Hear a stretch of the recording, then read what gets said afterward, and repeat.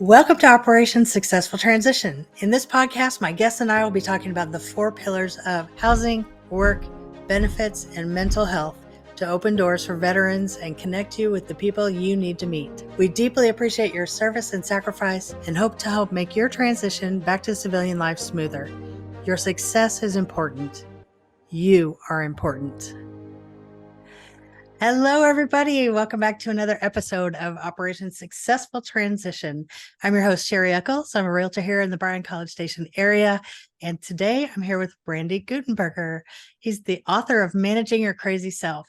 He's been a Personality Insights Analyst for over 27 years.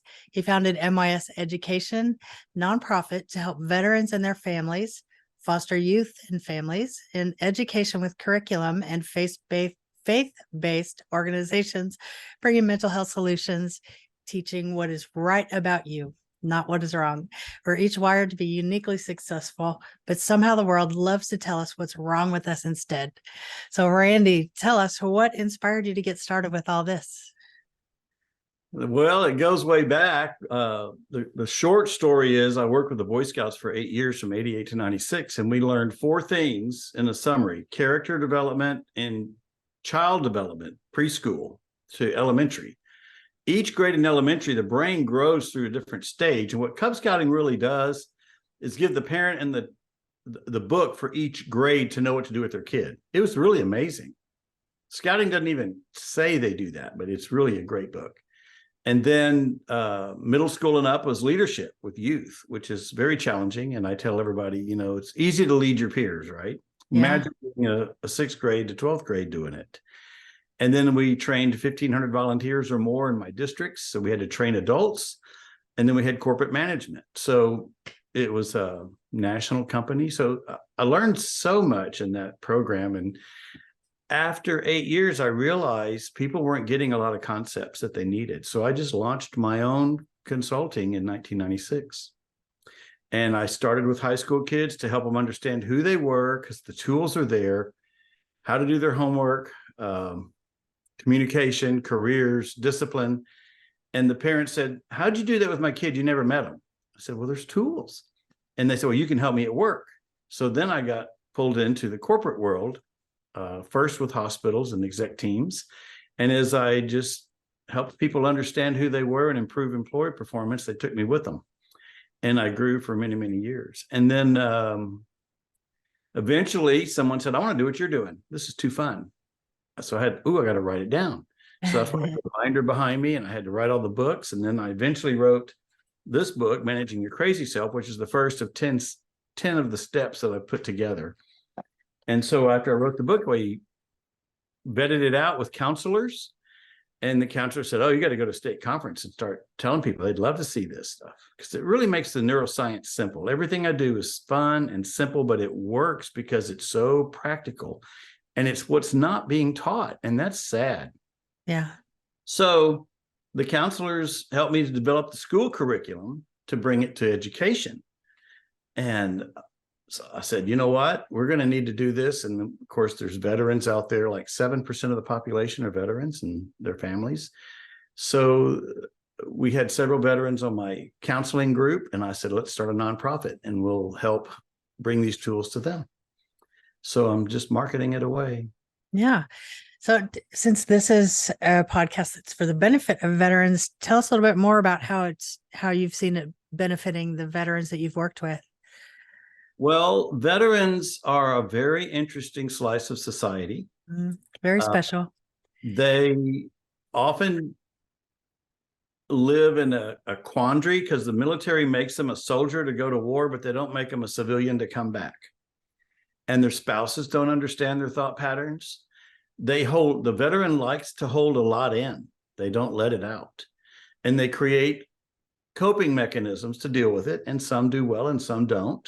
But the long-term underlying subconscious emotions are very powerful, but they're very solvable when you understand the neuroscience. And that's what I'm trying to teach them.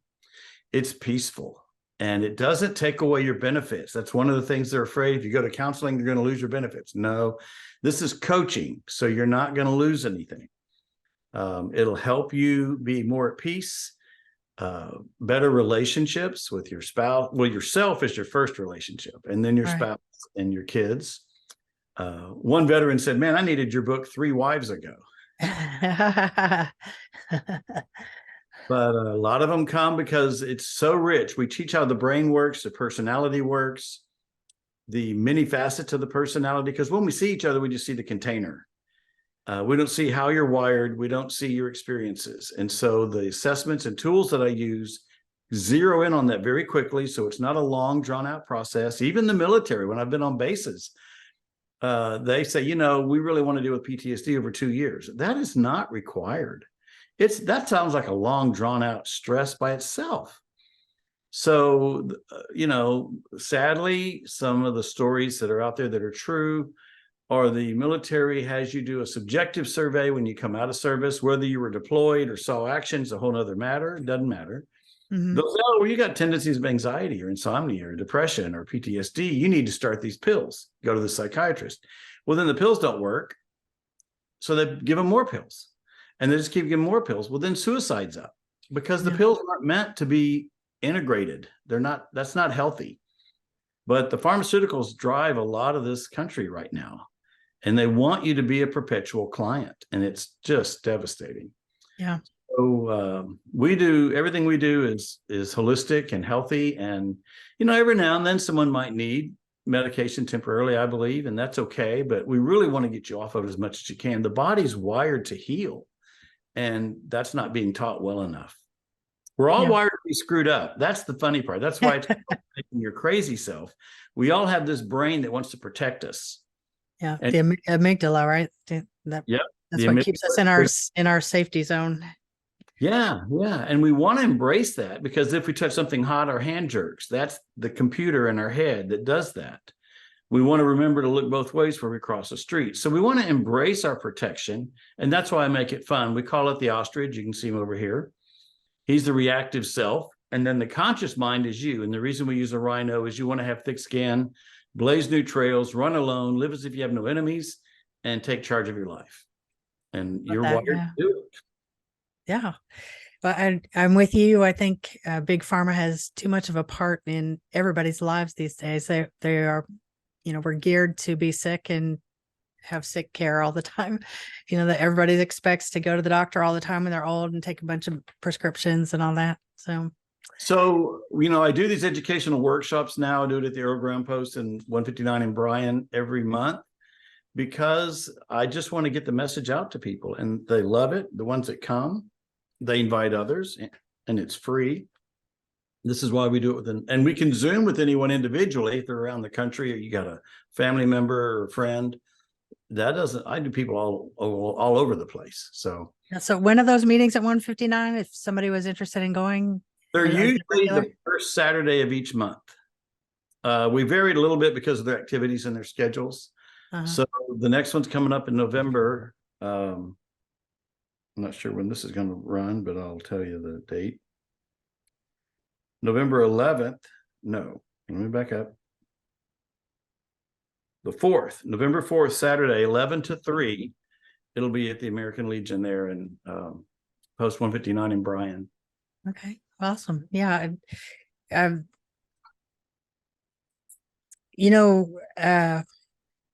am I trying to say? Anxiety seems to be the trend these days. Everybody's anxious, right? Seems like your book could be a big help for all those people and calm a lot of that anxiety down, I think.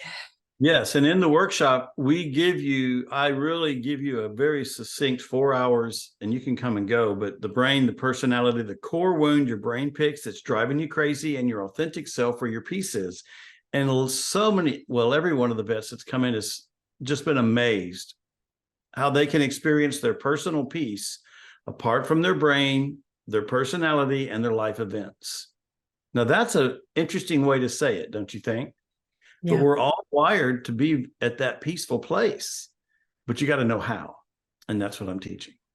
Yeah. Then if you're in a relationship, you want to integrate with the other one to realize you're not going to trigger yourself or them, and you support their peace, each one.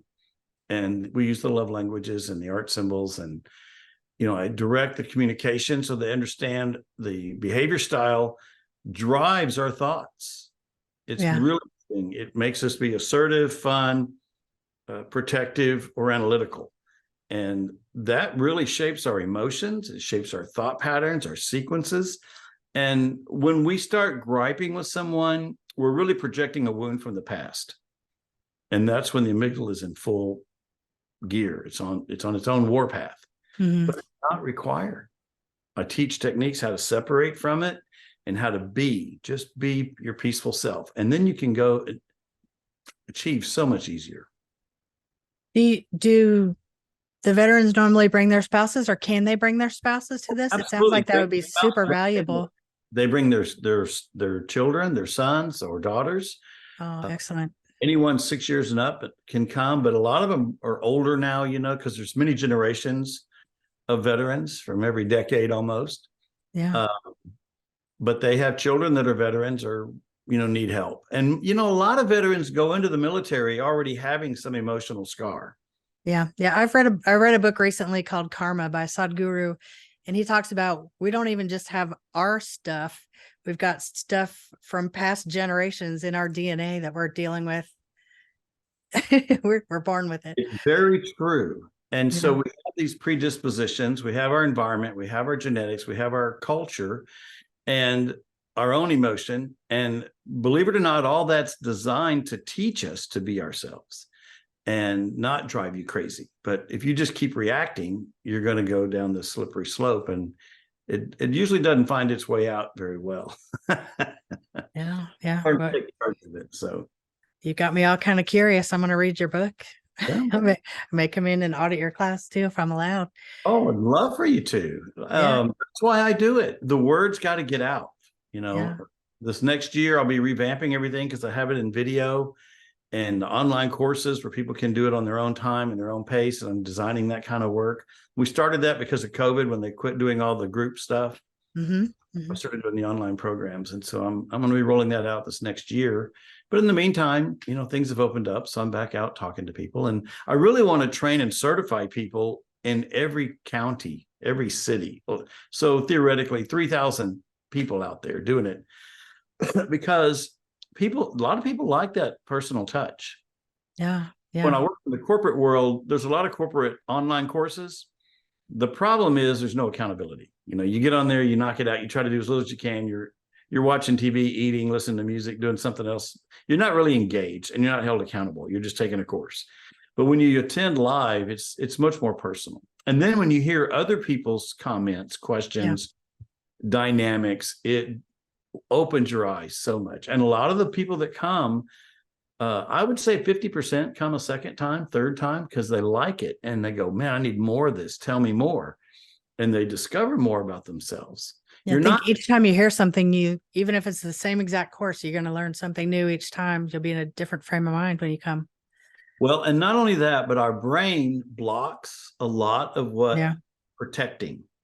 And people say, well, I don't remember my childhood. Well, okay, it's still there. Your recordings are all there. You're just consciously not able to look it up. It's like if you said, I don't remember anything about the first house I lived in, but someone showed you a photo of them and you went, oh, I remember that wagon. I remember that bedroom. I remember those people, those friends. So your brain will go, oh, yeah, that's true. So a lot of times they'll get at peace with what the brain gives you, that it feels safe, that you can handle. This is kind of a psychology point.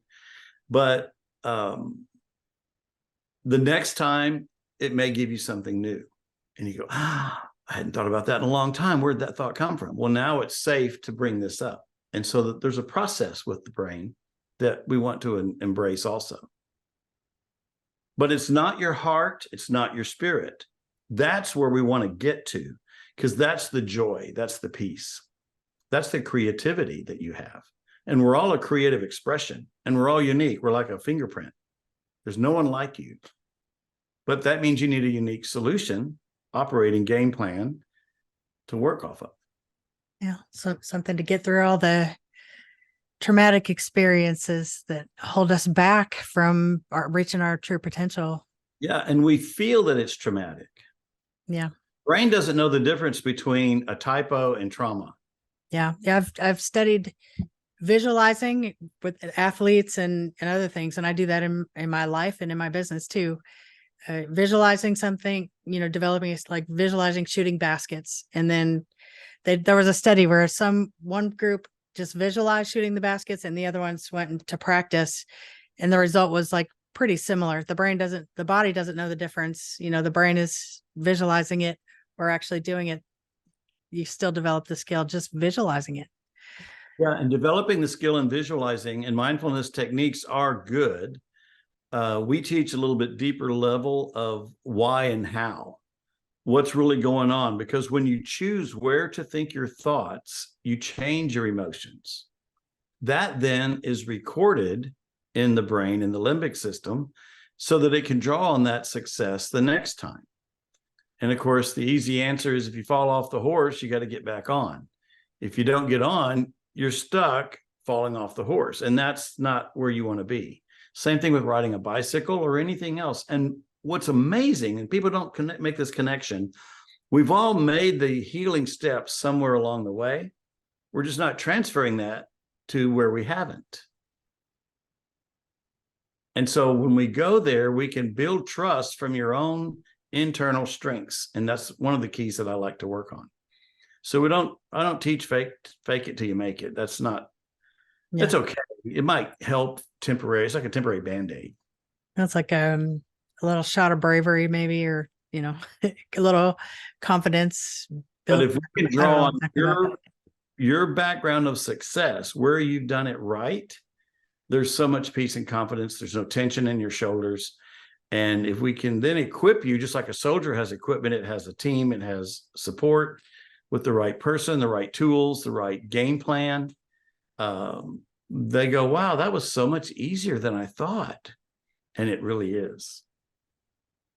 Well, I would love to share the word about this to everybody, making the mental junk go away so everyone could come out and be productive and go in a good direction and not spend all this time on misery. And, my heart just goes out to these people that have, PTSD, they have suicidal thoughts, they have homicidal thoughts, they have missed the camaraderie, all these things that they miss and that are kind of detrimental to a lot of people.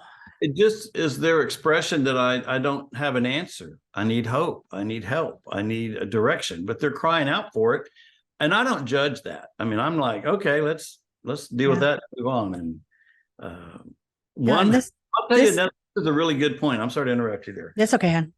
There's this one gal I was working with that was suicidal, and she had moved out of state. And when you change states, you lose your counselor a lot of times. They're starting to try to change that, but that's detrimental. I mean, who can't do that idea? Yeah, that's a trust relationship for sure. Coach, I can go with them because I'm not under those same license restrictions. So she texted me and she said, I've had suicide thoughts 3 times this week. And I'd worked with her over the years and brought her along. And I said, well, what time of day? She goes, oh, crap, I forgot to eat. And she realized she had a blood sugar problem that was driving the suicidal thoughts. And I said, well, we're going to get you some money. I've Venmoed her money, and you go get your Pedialyte, but buy a case, not a bottle, and you have something to eat every 2 hours. And 10 days later, she called me. She said, Randy, I've had the best 10 days in my whole life. I said, you don't have a suicide problem. You have a sugar problem. You got to keep your energy up. And it was amazing. Simple solution, right? Yeah. So often it is. Yeah. Yeah. But it doesn't feel that way.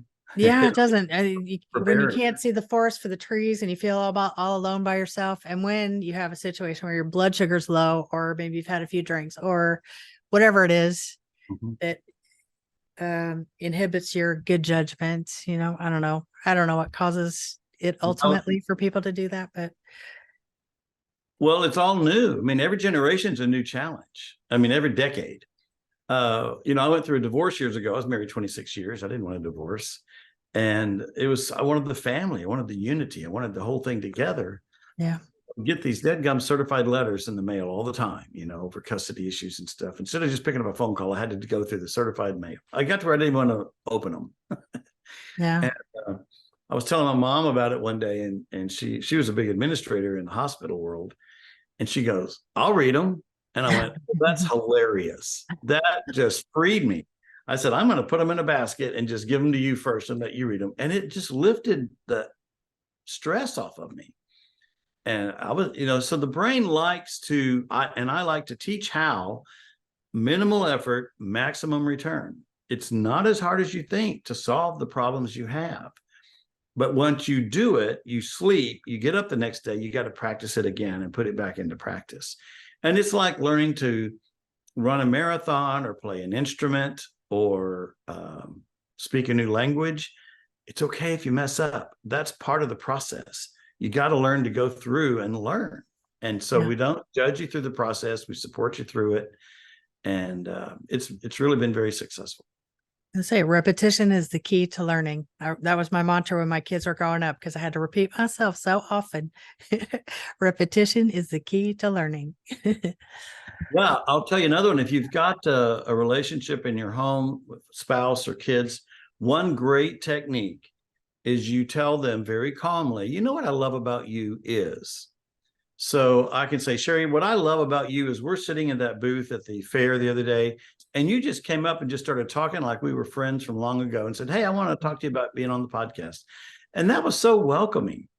And so you just make a little comment. What I love about you is, and you turn and walk away. You don't want eye contact. You don't expect them to say anything. You don't add to it, because anything you add waters down what you just said. Let your deposit hit, right? Direct hit. Let it soak in. Yeah. Yeah. So they're thinking, wow, you were thinking about me. And that's true. You're triggering all the brain firings. Then the next day, next week, when they have a bad day, you go, Sherri, remember that I talked about the other day that was so welcoming? And you go, yeah, well, what would that part of you do now with your situation? Isn't that cool? Yeah. Yeah. Because it empowers the person. You're not judging them. You're not telling them what to do. You're not telling them what's wrong. You're just engaging them to be. And there's a lot of great techniques that connect all the right firings in the brain. Yeah. What your introduction talked about, how the world is so good at telling us what we're doing wrong, and how, we're just not right at all. So I think having someone just come up and say something nice like that would be disarming and really would make an impression that lasts. And blow it off. You look great today. Oh no, I love your shirt. No. I said, no. We want to. The brain wants to discount it. This ostrich. Don't say thank you. That's really nice. You made my day. Yeah. Pass it on. Pay it forward. Go tell someone else that too. It's really amazing how the brain does need 3 to 7 compliments for each criticism. At least, yeah, I would say. Start every conversation with a compliment, end it with a compliment. Start retraining your brain. Don't let it control you. You control it. When you're going into a store, to a restaurant, greet people. I'll say, did you save me anything to eat? And it's a smile on their face every time. Yeah. Grocery store, I'll say, man, you got a great looking bag of groceries. What's the big event? And people are startled. It's okay to have these little acquaintance conversations that are complimentary.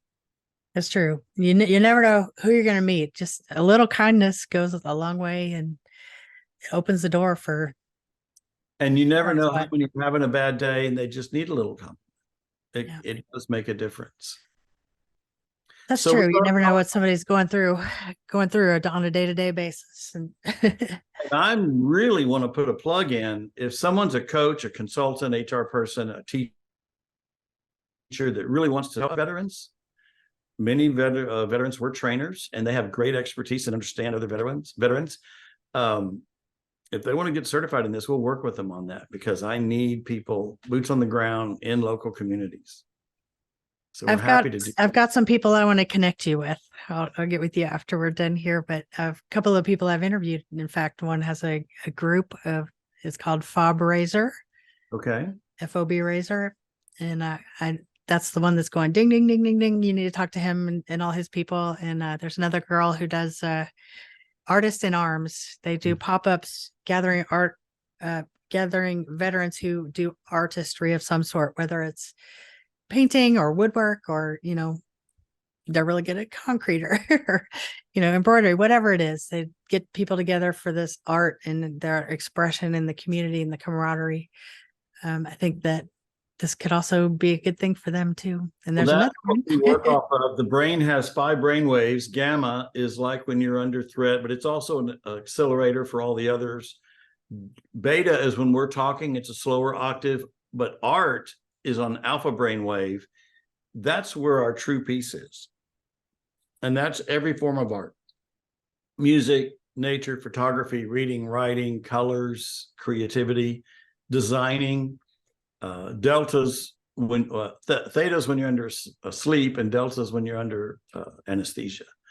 But going to the alpha brainwave to be your creative self is really the healthiest thing you can do. And so I encourage that. We use a lot of art therapy as a part of our program. So in the workshop, I do 4 of the 10 steps. Sometimes I do more, if it just depends on the crowd and who's there. But I teach them about the brain, the personality, the core wound, and their authentic self. Then the next 5 steps in the MYS program, we call it MYS Managing Yourself, is application. How to manage your energies, your emotions, your expectations. Where are you today? That one thing you want to change is a snapshot very quickly. And then where do you want to be in 6 months to a year? And as you move toward that, and we have a great technique to get you through each one of these steps. And when you see it, then your brain has to say, yeah, but what about this? You're not going to do that. It's not going to be. No, that's exactly what we want. Now we know what the real issue is. Let's do a solution for that. Yeah. I love this. I've run into people who, they're like holding on to their misery, and you make a suggestion, try this or that, and they really defend that misery. They want to hold on to it really hard. So yeah. I'd love to be able to hand someone this and say, here, just read this, please. Brain is very addictive to its misery. No question. And it can be gambling, laziness, workaholic, drinking, food, running, even people that run marathons all the time. Buying things, hoarding, all of it is an expression of the brain misfiring. And when you learn how to manage your circuit board and stop the misfirings, it becomes very peaceful. And we really can teach you how to do it. I just got to learn how to get people to understand it and believe it. You got to get trust with a person first, because they're bringing all their stress, anxiety, their doubts. What is this really? What can you do? But yeah. I've done so many over 25 years that I'm amazed how well it works. I really am. But I'm so joyful because I got 140 counselors in 6 states doing it now. Oh, nice. Yeah, it's amazing. Well, but veterans are a market that I don't think is getting reached well enough. And one of the challenges, so many organizations with veterans will serve food, housing, utility bills, jobs. They won't do the mental health part. And that's at our program. They say, Randy, you get that. I say, great. That's me. Give them to me. Yeah. The mental health allows everyone, people to do all the other things. You got to have yourself and, So if I can get the word out that it doesn't hurt, it's very enlightening. It's actually fun. It's peaceful. It's not therapy. It's not. Therapy is something that happens. I don't even know how counseling defines therapy. They call it like your dentist, you need a deep cleaning. Well, what is that? Why can't I do it myself? But they all want their business, but mental health education is what I call it. And it comes from a coaching perspective. So we work with you. And if you're in coaching, like if you have a golf coach or nutrition coach or fitness coach, even a cooking coach, they hold you accountable. And that's what you want in coaching, as a client that you can work with and say, how's it going? What's working? What's not working? What's your priorities? Well, I really didn't do anything this week. Okay. I had one guy that his wife just demanded he do the dishes all the time. I don't know what it was about the dishes. I said, well, he just had a hard time getting started with anything. That was his problem at the moment. I said, all right, I want you to start going to the sink. Just turn the water on, turn it off. turn it on, turn it on, turn it on, turn it on. He said, why do I do that? I said, you're training your brain that we're going to do the dishes. And then when she starts griping, you turn it on and you look at her. If she quits griping, you keep going. If she stops griping, you quit going. If she keeps griping, you turn it off. Yeah. So conditioning both of them. Yes. And guess what happened? The son, who's like 12, saw what was going on, and he goes, I want to come help dad. And he came in automatically and started helping dad. And now dad's proud. He's not going to stop now. Right. It Can't was let the kids show him up. right. It was very exciting to find these little simple things. There's so many. The brain's interesting. If you feel bad, put on your favorite shirt. How do you feel? Most people say, I feel better. Well, what changed? Just your brain seeing the shirt. That's why when you're stressed, go outside, go for a walk. A walk moves the body parts, the thoughts, everything, the visuals, the smells. It re-engages the brain away from the problem. Write your problem on a rock, anxiety, stress, depression, a person, and you put it outside and you don't let it come in. Inside the house is joy, peace, faith, hope, love. And so a little later, you go back outside and I kind of tell a funny story. You sit down with your rocker and your lemonade next to your anxiety rock and you go, you really weren't nice to me. And it's been great inside without you. So you can't come in. So you got to stay outside, but I brought you something. Here's a cactus. One lady said, can I throw the rock in a river? I said, absolutely. You can put that rock anywhere you want because you're reestablishing the boundaries for yourself. And that's what we teach you how to do. And when you do it, the brain goes, you got this? Yeah. And it'll go, yeah, but what about 2006? What about 2002? What about 1994? What about 1986? The brain's naturally going to say, what about this one? And it's not trying to drive you nuts. It's saying, help me. You haven't resolved this one. And one of the secrets in the book, that's the power of why we're wired to heal, is a memory is two things. It's an event, which is in the past, we can't change, and an emotion of that event, which is what we can change. When we change the emotion, we change the memory. And the emotion is changed by what you learned from it. So once you learn to change the emotion, you have power over yourself. So then we get into real examples and help you. You've done it already. You just didn't know you've done it. But we pull that out of people so they can identify it. And then they have trust. Oh, yeah, you can't take it away. No. I don't know if you can see it or not, but my wheels are spinning. This is very interesting to me. Shoot, I had another thought and I've lost it. I was paying attention too hard. I do 4-hour workshops and no one's bored. They love it and they'll come back for more. And normally when I'm coaching someone, I'll do 6 hours and we'll get through the whole pretty quick with the orientation.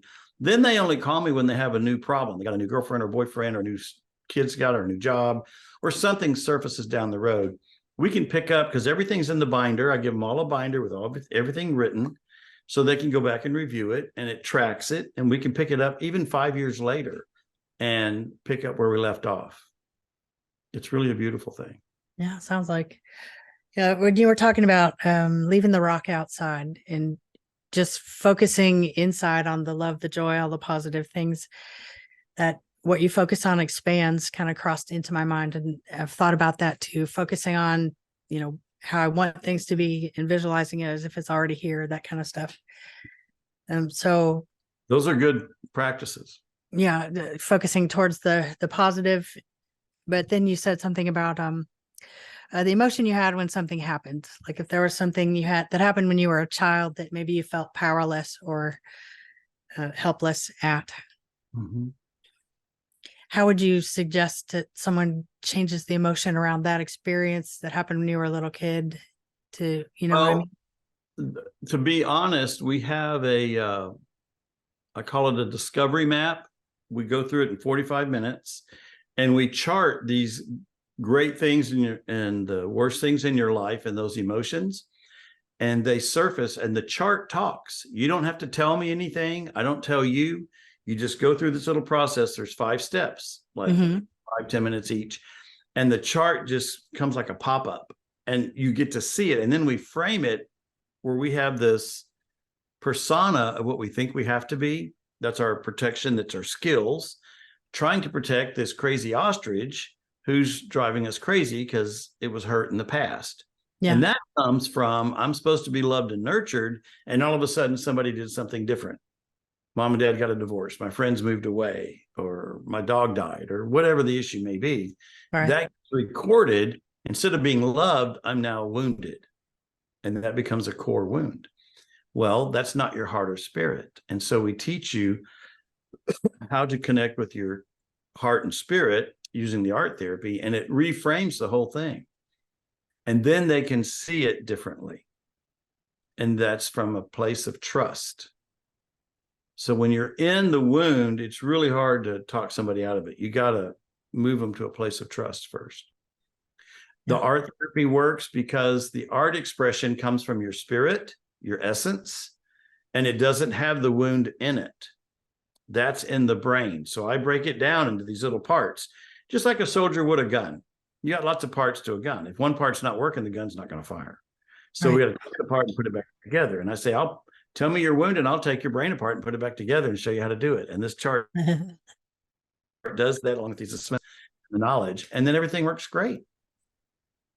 So it's really much simpler than you think, but it is kind of like, I make up a word. I call it epiphanic.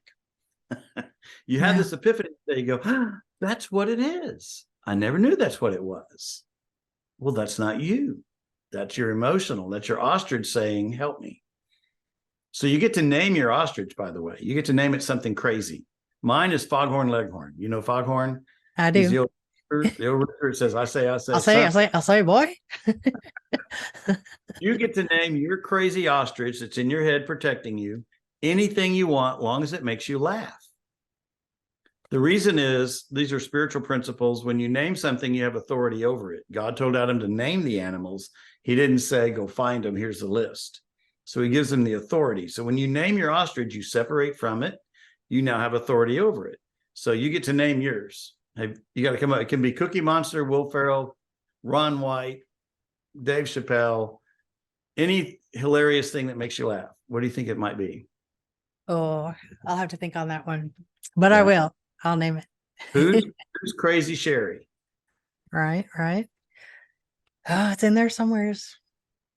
Well, you think about it. You can change it any day you want, right? Some people do change crazy name, but you can call it crazy S for now. I tell them, if you can't do it off the spot, use your first initial. And believe it or not, there's like 40% of the population that want to think about it and make sure they get the right one. It's one of the behavior style techniques that the way their brain thinks. So we have to help them get something today. Yeah. Now, once you named it, you give it one gripe a day. And we have my little ostrich here. Thought I did. It's not here. We use the little ostrich dolls. I don't know where they went. But you get to talk to your ostrich and you say, is this what, when something gets triggered in your life on their day, is this what you want to be mad at, or you want to wait for a good one? Because you're only going to get one gripe a day from now on. You give your ostrich, Foghorn only gets one gripe a day. One complaint. So once, Sherri, your crazy ostrich has its gripe, you go, thank you for protecting me. You did your job today. You get the day off. So imagine giving your ostrich, crazy S, the day off. You'll see him tomorrow after coffee. Yeah. Well, I can see putting the ostrich aside before a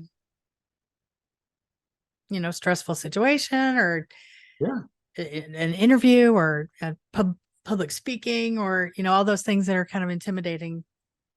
Give the ostrich a shake and put it aside and go on and succeed. It works. There's so many tools. And what the key is that I have to do as a coach is find that custom one that works for you. And once you find it, it's freeing. And that freedom gives you peace.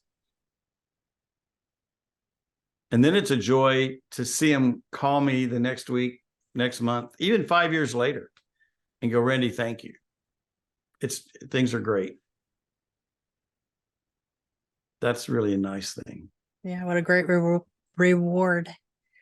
And I think, you're right. Simple is always best. People, Well, we feel engineers in it's gonna be particular, hard. overcomplicate solutions so much, make them so many pieces to it. Simple. Yeah, and with couples, one may have abandonment and the other may fear rejection. There's different terms that our brain attaches to, but instead of wanting, well, you're wanting connection, but your personality can temper it into the negative tones and gripe instead of compliment or ask for what I need. Even being honest, just ask what I need. And so when you trigger the other person's wound, the one that this happened with one couple, he had rejection. She starts learning from therapy to talk about what the problem is. Well, he's feeling rejection because she's saying it in a critiquing way instead of in the positive. And so he leaves. Well, now her trying to do therapy practices, she's driving him away, which makes her abandonment come back alive. And they were doing this for 15 years. A long time. And on the third session, I figured it out because, people don't always tell you everything up front. Right. That's why this is an amazing program, because it zeroes in on the stuff really quick and it's really hard for you to weasel out of it. But when I figured it out, I said to him, when she starts that criticizing, she's not meaning to criticize. She's trying to verbalize what she wants to manage. You have to move forward. And her love language was touch. Don't say anything. Just put your hands out. Come here. Give her a hug. And that's what she wants. She'll quit griping. She needs that affirmation, that security. And it can happen the other way around. The man could have the abandonment and the same thing. He sent me a email 2 days later. He said, Randy, you nailed it. That's worked over and over. I can't tell you how many times. Even several weeks later, he said, you did more in 3 sessions than we had in 15 years of therapy. And they had separated for 5 months and gotten back together. But the solutions are there. And so once I find a couple who have a spark of love, they had it once, and they tell me that story, and you can tell it's still there, the problems are solvable. I think, this is kind of going back to earlier in the conversation. When we're little, in general, little boys are taught you don't cry, you have to be strong. Little girls are taught, serve and make people happy. That, that kind of thing. If we teach a generation of parents how to speak this way to their kids and give them these solutions, imagine the future generations and how much better things will be. I have a friend who I saw him talk one time, and he asked the question, the world would be a much better place if only. And I'm thinking, this is a great solution. This is a good angle on that. I think the world would be a much better place. So that's somebody else I need to connect you with. The challenge is we should learn to appreciate what a person brings to the world, not what we want them to be. Yeah. When we start projecting our subconscious projections on them, that triggers their brain to defend and protect, and they're not open. So you want to work with questions, not directives. I mean, sometimes you need a directive, right? But what do you think about that? Did that work for you? What would you do different? How are you feeling today? What's going to be your good thing? What are you going to do for somebody else? I mean, you're opening the door. One lady I was trying to help her with her kids. And the oldest one was a great follower, right? He just did whatever she said. But the younger one was the typical fun, chatty youth that's going to do whatever they want to do and not do the homework, on the internet all the time, or the video games or whatever. And she said, I want them to come home, put their shoes here, get their snack, get their homework, and start and knock it out. And some personality don't do that. They have to work on a work play mode to get their energy. And I said, why do they have to do it just this way? What's with this schedule? And she said, oh my God, I've become my mother. And I said, no matter how much you require them to please your schedule, it will never give you your mother's love. That's really what she was chasing. Isn't that powerful? And she started crying, and she said, what am I going to do? I said, you got to let them figure it out. Let him wash his clothes once a week. She said, he'll break the washer. I said, they're kind of hard to break. Yeah. If you break it, could you get a new one? Yeah. Okay, don't worry about it. Let him cook a meal once a week or every 2 weeks. Prepared, the kitchen will get messy. Teach him to do that. Don't get him up for school. He's 16. It's his job to go to school. She said, he'll be late. I said, yeah, and if he's late enough times, there's truancy. But it's better he goes to summer school or have the consequences while he's at home than go to college and flunk out, and you have no control over what mechanisms he's going to do. She said, you got to be kidding. I'm not supposed to wake him up? I said, I wouldn't even be home. Go exercise with your girlfriends, go have coffee, go to your Bible study, whatever you want to do. She did it. It was really difficult for her. And he didn't fail too often. And all of a sudden he realized, I am in charge of my life. And it turned everything around. I think that's good to let them start figuring those things out while they're still in your safe environment, right? While they're at home, rather than shelter them and do everything for them until they're on their own. And then that's like coming out of the military, sort of. You've had someone do everything for you, and then all of a sudden there's nothing. Well, that's a good correlation. And all of our transitions challenge us. But the challenge is where we grow. And we want to embrace it. We just got to have the right tools and the right support, and we can do it. How to schedule it, not do too much at any one time. Yeah. But building trust. When I work with people, these assessments, they really do feel that I know them better than they know themselves. That's so affirming. Don't we all want to be known? Somebody just to get us. Somebody just to be understood. Mm-hmm. So effective listening is a very powerful tool that I teach people how to listen, how to respond. Don't start telling them what you think about it. Say back what you just heard. When I first heard this, I thought it was the stupidest thing I've ever heard. I know what you said. That's not the point. When you say it back the way they said it, don't change any words or any tone. They feel heard. And if you don't say it right, they'll say, no, that's not what I said. What I said was this. You say, well, let me make sure I get it right. And you keep doing it until you get it right. And once you get it right, then you can say, tell me more. What does that mean? What would we do different? And now we're having a conversation. And you don't have to agree or disagree.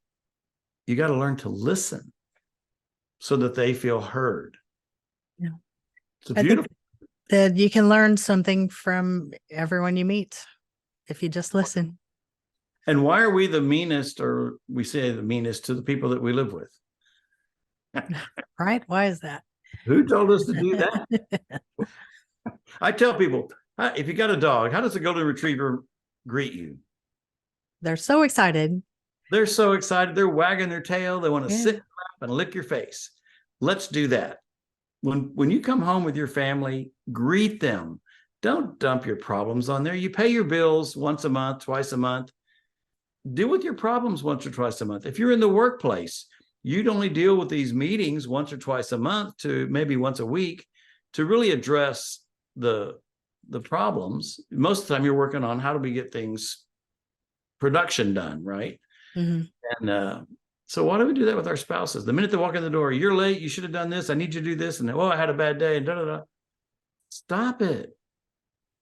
Put on your golden retriever hat and be happy.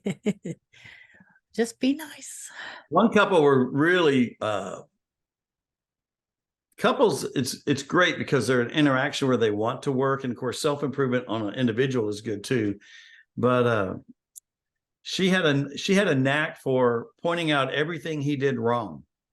Now, I told her, I said, you aren't saying anything untrue.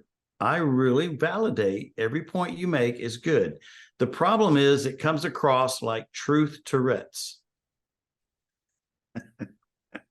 Yep.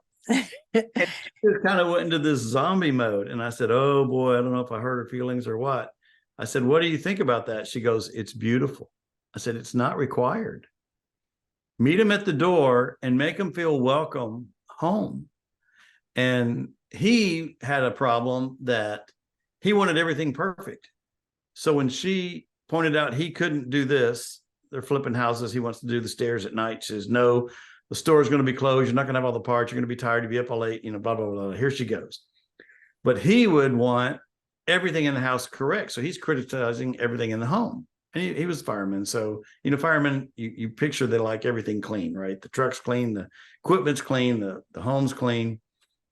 And I explained to him, I'll shorten the story, that it was easier for him to critique everything around him than it was to love himself. That's a powerful point. And he said, and his response was, I've always wondered why I've been so discontent. He never gave himself permission to love himself. And I said, how did you two date? And they said, we went on walks. I said, start walking. He said, you know what? When we moved in together, we quit walking. I said, go back to walking. And never heard from him again. And there's so many stories like that where once we figured out, they're good. Those are great times. Yeah. Yeah. Super valuable stuff. Super valuable. So if somebody wanted to get your book, how would they do that? Do you have it on Amazon or? Yes, the book is on Amazon. It's printed and ebook, and it's in audio. And you can order it on my website. If you want an autographed copy, you go to managingyourcrazy.com, and you can see some videos about the book, about the certifications, our workshops, and things like that. I'm redoing the website right now, so it's going to come out new and improved in a few months.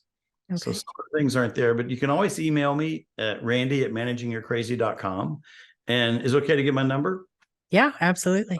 So you can always call. If I'm with a client, I don't answer, but if I'm not, I will answer my phone. And I love it when people answer a phone. But 281-703-6782. We're gonna put all your information at the end of the video on a screen so that people can get that as well. So no worry about that. We'll connect you for sure. Well, the other thing is MYS, this program works with any age, 6 years old to 45, 80, 100 years old, and any condition. There's very few clinical conditions we don't deal with because they are really truly clinical. They're not in that realm of the normalcy of life. But we've had 45-year autistic men in 5 weeks were speaking in front of groups. Send us pictures. Really? Wow. That's amazing. Yeah. We've had 6-year-old kids who were throwing desks all day long, 4 or 5 times a day with its ODD, oppositional defiant. Their life at home was bad and they're just acting it out. And what the people don't often understand is that age 7 is when your circuit board, your conscious mind completes its circuit so you can reason. Up until age 7, you're mimicking, you're just storing whatever's happening in your environment. So if you have a bad environment as a preschooler, you're going to deal with that the rest of your life until you resolve it. But anyway, he's throwing desks. He came to our session one time, learned to name his ostrich, and he didn't throw the desk, but one time that week, and not again for 6 months. 6 years old. And the parents said, what'd you do to our kid? He just taught him how to work his circuit board and how to talk to himself and talk back to his ostrich. Yeah. And I asked the kid, what is it? He said, I named mine John Cena, the world wrestler. And when he starts to get mad, I just tell him, you know what? I'm in the ring, not you. You go back in your corner. And he said, you know what? He got me one time this week and he'll never get me again. And he held true to that. 6 years old. Isn't that something? See, so these are useful for anybody almost, just about. So yes, if it's the true narcissism gets thrown out a lot, true narcissist or psychopath, or you got some clinical thing where it's beyond the normalcy where you're on medicines or things like that. That might not work, but still it does work because they all have a conscious mind. They still have the conditions, but it will work with when they work with it. They have to be willing. Obviously. They have to want to, yeah. And some people can't. Maybe they're too slow, or they're physically or mentally incapacitated to do it. But we can always heal. Your past does not define you. You can make new decisions and move forward. And I tell people, Tim Allen was in jail. You know that? He was drug pusher. Yeah. Yeah. There's several people that have come out and succeeded. So we can all do that. There's people that come out of horrible neighborhoods and childhoods growing up and are good people. And there's people that grow up with a silver spoon in their mouth and they're tyrants. I mean, they're terrible. They're tyrants. Tyrants is what I want to say. I think probably everyone could use these tools. I mean, in that normal realm that, people who even think they had a great childhood or something, there's some things in there that could benefit from using these tools. Well, that's why I do it. I believe they're meant for everyone, and I got to get them out, and I got to get the world to know how to contact me and make it happen. So okay, that's the passion. I'm glad we met because I have some people you need to meet. So well, good. And I'm so glad we got to sit next to you at the booth. Yeah, fun. Me too. That was exciting. And I met a lot of great people that day. It was a fun event. I'm looking forward to the next one. So, well, thank you for coming today. I appreciate you coming and sharing with us. Come back and hit any topic, let me know. We'd love to. Yeah, I'm gonna get off here and order your book right away. I like reading, so I want to read it right away. And I'll see you at that November 4th. You said Saturday. Yeah, please, and bring people. Okay. I have some people I wish I could bring, but I don't think they'll come with me. But well, you know what? If you just keep telling them, they will. I'll buy them the book too. Yeah. Well, that's what a lot of the veterans do is they went and bought the book for other people, and they come back later and say, man, this has really helped me. And a lot of veterans, have survivor's guilt. That's another issue. Mm-hmm. Yeah. And we've helped them resolve that where they've been okay. And they're so thankful. There's all kinds of dynamics. Our brain plays a lot of games, but it's really just asking for help. And there are solutions. We're wired to heal. You need to believe it. We just teach you how. Incredible that our brain is such a complex machine, but a simple solution can fix so many facets of difficulty. Yeah. And we like to do it with a lot of fun. Yeah. So that it doesn't hurt. It's really pretty clever. The brain likes humor, believe it or not. And some people think, well, I don't like humor. Yeah, you do. Let me tell you how your humor works. You have a dry humor, and they go, oh, yeah, I do. Right. Laughing releases those good feel-good hormones, just like walking does, just like outside does. And you want to work in the conscious mind where you get serotonin and endorphins. Those emotions never burn up in the nerve endings, but cortisol and dopamine will or can. And some dopamine is good. But in the long run, that's what makes it addictive is that it burns up, and then you got to do something else to get the new high. So you want to get out of those cortisol and dopamine tendencies, those little, and get to the real peace. You froze a second. You said get out of those, and then you froze for a second. Say that again. I'm sorry. You want to get out of the cortisol and dopamine habits into what generates serotonin and endorphins, because that's the sustaining piece. Those never burn up. Yeah. So realtors, pay attention, because we live in a stressful world sometimes. I can see, I get in that serotonin loop sometimes. There's a lot of stress. Yeah. Well, you get to choose where to think your thoughts. And the brain doesn't do everything. There's different pieces of the brain. The limbic and the brainstem are the ostrich. And your 80% mass is the neocortex. And that's where you want to think. But you have eyes, you have a heart, you have a stomach, ears. Each part does its own thing, and it can't do the other ones. So the limbic is the only place you have the negative thoughts. And in the conscious mind, you don't have the negative, you only have the positive. The two don't dump on the other one. They interact, but the conscious can override the limbic. But the limbic has a bad habit. It only triggers the brainstem. It never asks you consciously, what do you want to do about it? So if your hand's burning, it doesn't say, hey, Randy, your hand's burning. Randy, I hate to interrupt you.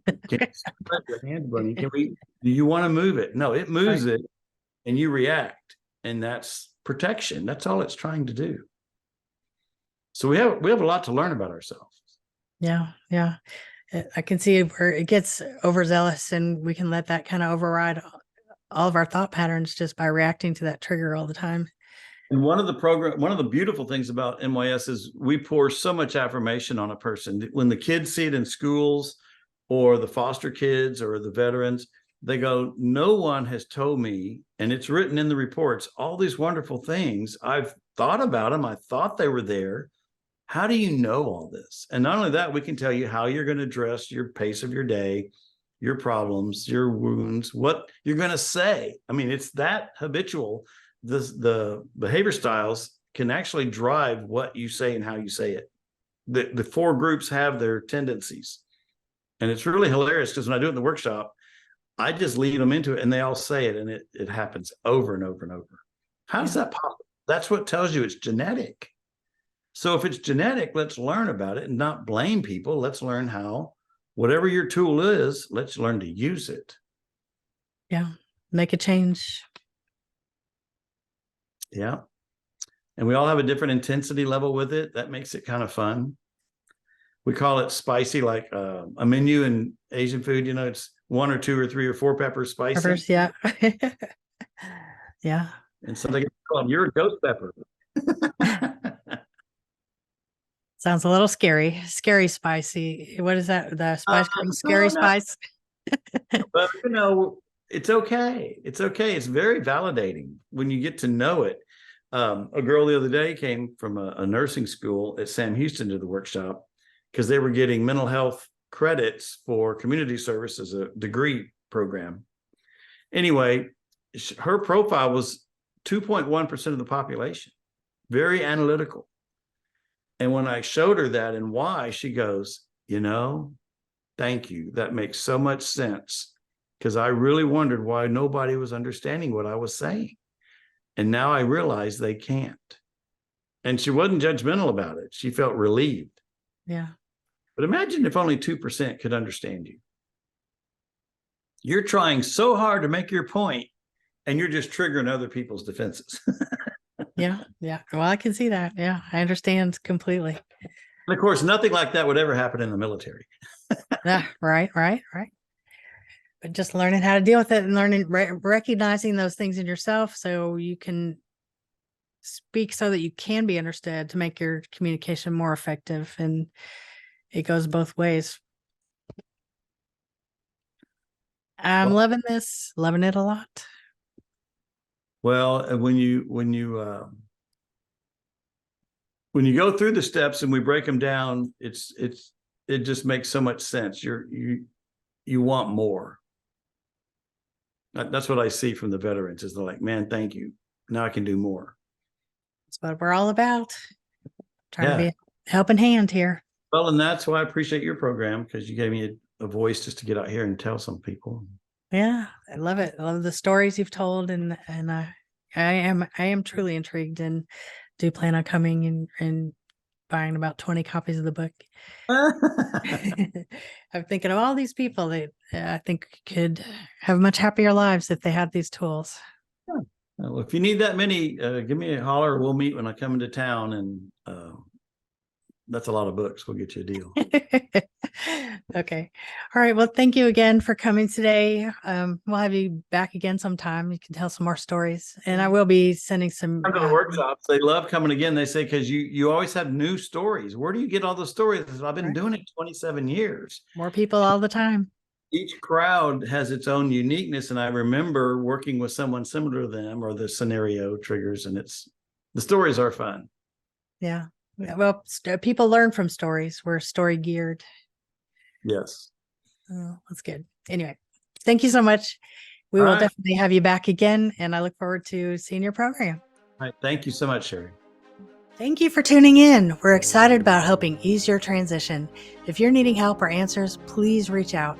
I would love to find an expert who can answer the questions in a future episode, or I can connect you with someone for more immediate help. We're here to serve you for a change. Don't be shy. My contact information is right here for you to use.